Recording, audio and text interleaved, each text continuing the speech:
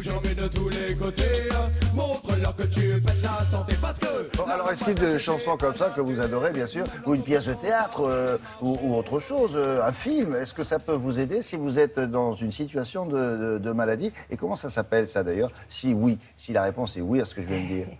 Alors, effectivement, nous allons parler de l'empathie esthétique. Empathie esthétique, ça s'appelle comme ça? Voilà. C'est cette façon dont une œuvre d'art va rentrer en nous, va nous changer, éventuellement nous métamorphoser, et va éventuellement avoir un impact sur notre santé. Parce que, par exemple, quand vous écoutez une musique énergisante, vivifiante, ben, vous allez avoir de l'énergie, vous allez vous sentir plus dynamique. Prenons par exemple Woody Allen qui disait, alors évidemment le trait est exagéré, il disait quand j'écoute trop Wagner, j'ai envie d'envahir la Pologne. Oui, oui. Hein, donc on voit bien dans quel état d'esprit une musique peut vous mettre. On a beaucoup étudié par exemple la musique de Mozart et on s'est aperçu, notamment en étudiant une sonate très particulière qui est une sonate pour 2 pianos Köchel 448, qu'elle avait un effet antidéprime, c'est-à-dire que vraiment une œuvre d'art, une musique, ça peut être aussi une peinture, vous admirez une peinture de Van Gogh, une peinture de Picasso, tout à coup vous ne savez pas pourquoi cette peinture vous touche profondément, elle rentre en vous et elle va pouvoir, même sur le plan biologique, avoir un impact.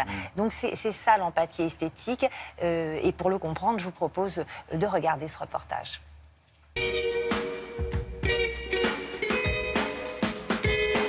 L'empathie esthétique, c'est ce qu'on ressent face à une œuvre. C'est bien au-delà des sens, c'est le ressenti de l'intérieur. C'est pas la beauté en elle-même qui va vraiment nous toucher, c'est la façon dont on va raisonner avec, parce qu'on va avoir un sentiment de familiarité avec cette œuvre, que ce soit consciemment ou inconsciemment. Donc c'est ce sentiment de familiarité qui nous permet d'accepter que cette œuvre rentre en nous et nous modifie. On l'a montré avec la musique, la peinture, la sculpture et avec la littérature. Quand une œuvre d'art nous plaît, lorsqu'elle rentre en nous, elle va modifier nos circuits cérébraux et elle va, au final, agir sur la partie la plus importante de notre cerveau, celle qui nous donne envie de vivre, c'est le circuit des émotions, du plaisir et de la récompense. Donc elle va nous faire sécréter tout un tas de bonnes substances qui vont être thérapeutique, on va sécréter de la dopamine qui nous donne envie d'aspirer au bonheur, des endorphines qui vont calmer notre douleur, tout un tas de substances qui vont être antidépressives, anxiolytiques. Elle va pouvoir nous calmer si c'est par exemple une musique douce, mais inversement, elle peut nous stimuler, nous donner plein d'énergie, ce qu'on recherche parfois avec les œuvres d'art. L'empathie esthétique va être très utile pour soigner les patients, c'est ce qu'on peut appeler l'art-thérapie. On a plein de travaux qui prouvent que la musique agit sur les souvenirs chez les Alzheimer, comment elle permet aux parkinsoniens de mieux marcher parce qu'ils sont entraînés par la musique, comment elle permet de calmer les douleurs, les dépressions, les angoisses, comment elle va permettre par exemple de rentrer dans le monde d'un autiste qui sera sensible à la musique alors qu'il ne va pas du tout être sensible au monde extérieur. La bibliothérapie est une science qui existe. On donne un livre à lire à quelqu'un en pensant que ça va résonner avec son histoire personnelle et que ça l'aidera à mieux se comprendre, à mieux exprimer ses soucis. L'œuvre d'art, ça peut être considéré comme un médicament, puisqu'on va en quelque sorte la digérer, elle rentre dans notre cerveau comme un médicament serait rentré dans notre estomac, mais l'œuvre d'art est mieux qu'un médicament. Déjà, il y a certainement moins d'effets secondaires, et puis on peut vraiment avoir une métamorphose grâce à une œuvre d'art qui peut nous guérir et transformer notre existence, l'embellir, nous mener peut-être vers une nouvelle naissance, vers une renaissance.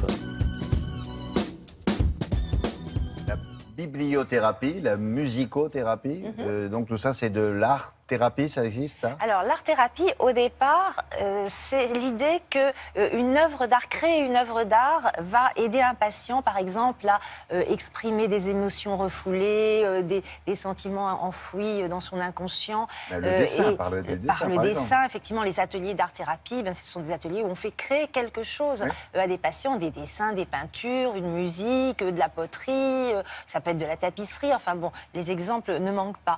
Mais on s'aperçoit avec ce concept d'empathie esthétique que ce n'est pas forcément que la création artistique qui a un effet thérapeutique, c'est aussi juste le contact avec l'œuvre d'art, le fait d'être en prise avec une œuvre d'art. Cette œuvre d'art, quand on la contemple ou quand on l'écoute, quand on la lit, eh bien elle va avoir vraiment un impact sur nous parce que elle résonne en nous. Elle rentre en nous. Et quelle que soit la qualité Voilà, de c'est pas l'œuvre d'art, forcément peu la importe. beauté, elle vous touche pour une raison oui, personnelle. bien sûr. Elle vous touche et ça fait partie aussi de l'art-thérapie. Et on s'aperçoit, on l'a vu dans le reportage, pour par exemple des patients atteints d'une maladie d'Alzheimer, on les emmène, il y a des ateliers dans lesquels on les emmène dans les musées, regarder les tableaux, donc on ne leur fait pas créer de la peinture, mais regarder. Et le fait de discuter, de se remémorer certains souvenirs, permet un mieux-être, par exemple, chez ces patients. Voilà. Et si vous voulez en savoir un petit peu plus sur ce concept d'empathie esthétique, je vous conseille le livre du docteur Pierre Lemarquis aux éditions Odile Jacob. Merci Brigitte. Voici un bloc Culture.